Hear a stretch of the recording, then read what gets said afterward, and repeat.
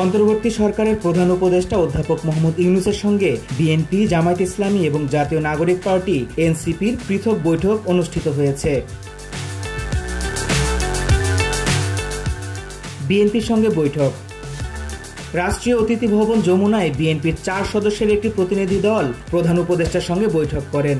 বিএনপির স্থায়ী কমিটির সদস্য খন্দকার মোশাররফ হোসেনের নেতৃত্বে প্রতিনিধি দলে ছিলেন ডক্টর আব্দুল মঈন খান, আমির খসরু মাহমুদ চৌধুরী ও সালাউদ্দিন আহমেদ। বৈঠক শেষে যমুনার সামনে বিএনপির স্থায়ী কমিটির সদস্য সালাউদ্দিন আহমেদ সাংবাদিকদের বলেন, পদত্যাগের ব্যাপারে আমরা লিখিত বক্তব্য জানিয়েছি, আগেও জানিয়েছি। নিরাপত্তা উপদেষ্টা খলিলুর রহমান এবং 2 জন ছাত্র উপদেষ্টা আসিফ মাহমুদ সজীব ভুইয়া ও মাহফুজ আলমের কারণে এই সরকারের নিরপেক্ষতা ক্ষুণ্ণ হচ্ছে। তাদের বাদ দেওয়ার জন্য আজকেও লিখিত বক্তব্য দিয়েছি, মুখেও বলেছি। আমির খসরু মাহমুদ চৌধুরী সাংবাদিকদের বলেন, সংস্কারের বিষয়ে আমরা পরিষ্কার এবং তারা একমত হয়েছেন। সংস্কার যেখানে ঐক্যমতের ভিত্তিতে হওয়ার কথা, তার ভিত্তিতে সংস্কার কাজ সম্পন্ন হবে এবং সেই কাজ অতি সহসা সম্পন্ন করা সম্ভব।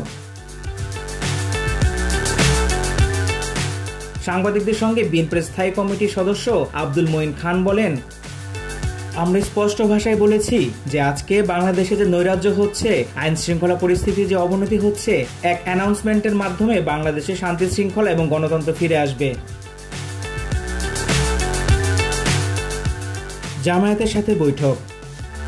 সংসদ নির্বাচনের রোডম্যাপের জন্য অন্তর্বর্তীকালীন সরকারকে জামায়াত ইসলামী কোনো সময় বেঁধে দেয়নি বলে জানিয়েছেন দলটির আমির ডাক্তার শফিকুর রহমান। তিনি বলেন, যদি সংস্কার শেষ হয়ে যায় তাহলে ফেব্রুয়ারির মধ্যেই নির্বাচন হতে পারে। এনসিপির সাথে বৈঠক।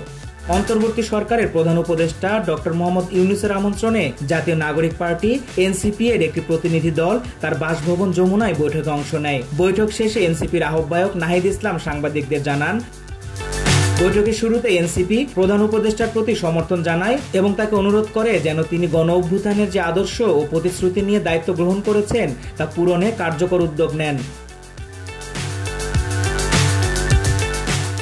বর্তমান অস্থিতিশীল পরিস্থিতি মোকাবেলায় বৈঠকগুলো দেশের রাজনৈতিক অস্থিরতা নিরসন এবং একটি গ্রহণযোগ্য নির্বাচনের পথ সুগম করতে গুরুত্বপূর্ণ ভূমিকা পালন করবে।